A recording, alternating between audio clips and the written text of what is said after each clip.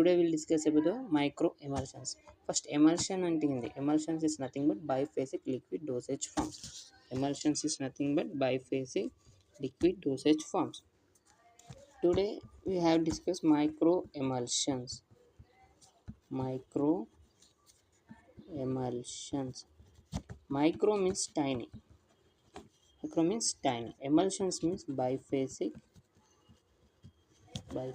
liquid dosage form. Okay, emulsions అనేవి 3 types. ఒకటి oil in water అయితే, ఇంకోటి water in oil, third one mixed in oil, water or oil continuous. ఇవి 3 types of emulsions. Water emulsions. I pour a water in the cup.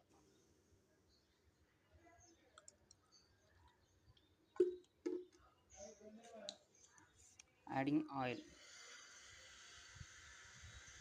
Definition of microemulsions. Microemulsions are homogeneous and transparent, thermodynamically stable and isotropic system ఉంటుంది. Homogeneous అంటే we cannot separate easily. హోమోజీనియస్లో మన యొక్క micro ఎమల్షన్స్ని మనం separate చేయలేకపోతాం.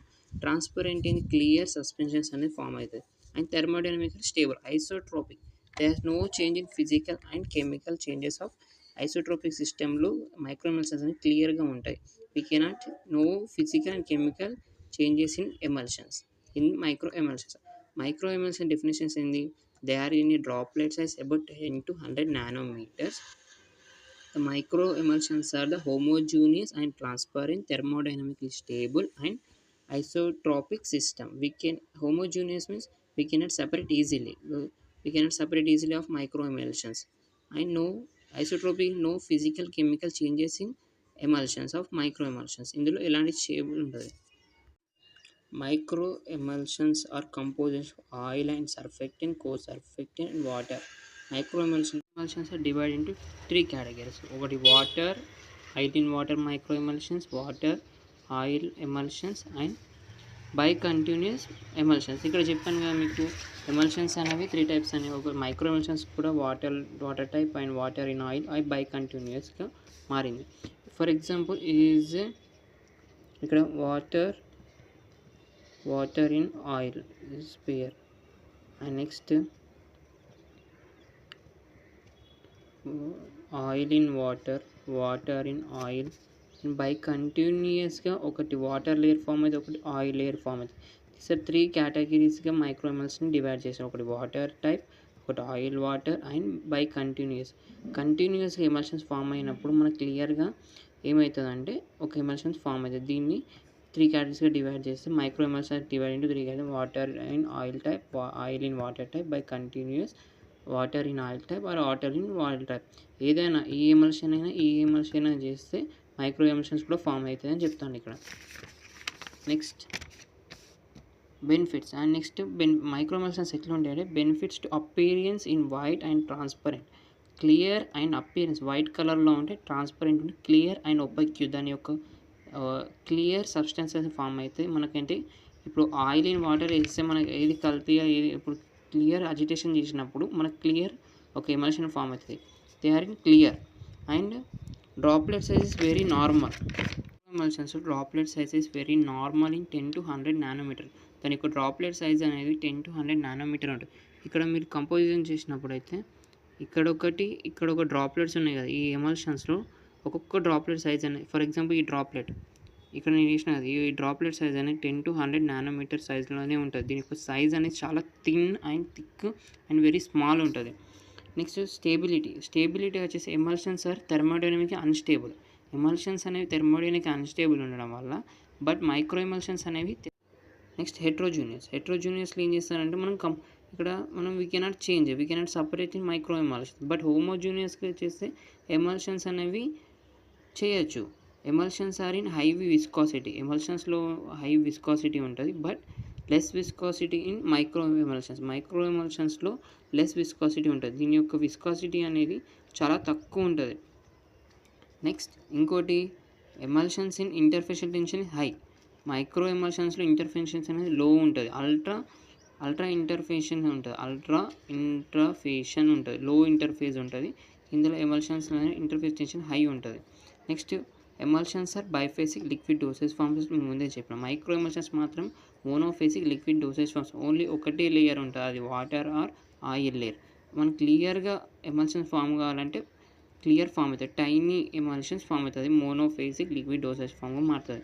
Next how the micro emulsions are formulations by spontaneous formulation of by used by గ్రిబిన్స్ free ఎనర్జీని use చేసి మనకు మైక్రో ఎమల్షన్స్ అనేవి ప్రిపేర్ చేస్తారు.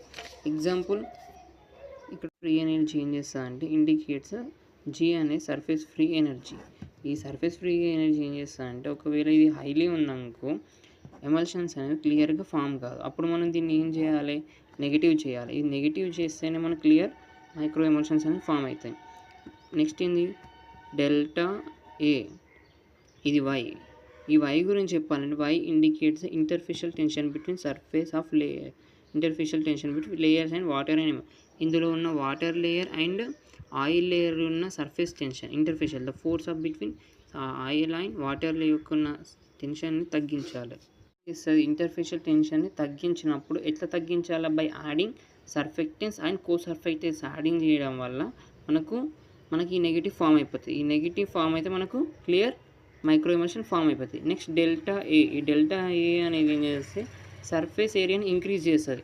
అదే ఒకవేళ సర్ఫేస్ ఏరియా మనం డిక్రీజ్ చేసినామనుకో, ఒక లార్జ్ గ్లోబుల్స్ ఏదైతే లార్జ్ గ్లోబుల్స్ ఒకవేళ సర్ఫేస్ ఏరియా ఇంక్రీజ్ అయిందనుకో జీ కూడా ఒకవేళ డెల్టా ఏ అనేది ఇంక్రీజ్ అయిందనుకో జీ కూడా ఆటోమేటిక్లీ ఇంక్రీజ్ అవుతుంది. ఈ సర్ఫేస్ ఫ్రీ ఎనర్జీ ఇండికేట్ అయితే ఏరియా కూడా ఇంక్రీజ్ అవుతుంది. అప్పుడు మనకు క్లియర్ మైక్రో ఎమల్షన్స్ ఫామ్ కాదు.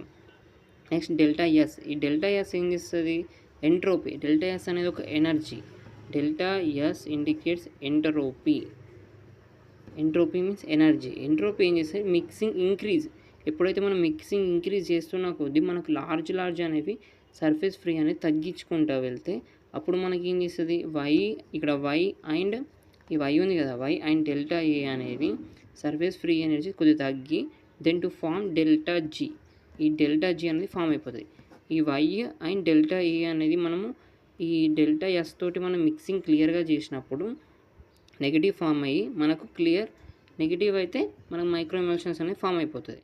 Next applications of micro emulsion. Micro emulsions ఏం చేస్తాయంటే ఇంక్రీజ్ డ్రగ్ సాల్యుబలైజేషన్ కెపాసిటీ. దీని యొక్క సాల్యుబలైజేషన్ ఆఫ్ డ్రగ్స్ యొక్క ఏవైతే ఇంక్రీజ్ చేస్తాయి డ్రగ్ సాల్యుబలైజేషన్ కెపాసిటీని బయో అవైలబిలిటీకి మనకు లోపలికి వెళ్ళంగానే క్లియర్గా సాల్యుబలైజేషన్ చేస్తుంది. అండ్ ఇంకోటి increase in self life by thermodynamical system ఉండడం వల్ల సెల్ఫ్ లైఫ్ అనేది ఈజీగా తగ్గించుకోకుండా పెరగచ్చు ఉంటుంది, అంటే స్టేబుల్గా ఉంటుంది, క్లియర్గా ఈజీ టు ప్రిపేర్, మనం ఈజీగా ప్రిపేర్ చేసుకోవచ్చు. Next bioavailability also increased. Example మనం వాడే షాంపూస్లలో క్రీమ్స్ ఆర్ లోషన్స్ ఏవైతే ఉంటాయో అవిటికి అప్లికేషన్. ఇది main application increase in drugs solubilization capacity. ఏదైతే డ్రగ్ సాల్యుబలైజేషన్ కెపాసిటీ ఉందో అప్పుడు క్లియర్ ఫామ్ అవుతుంది.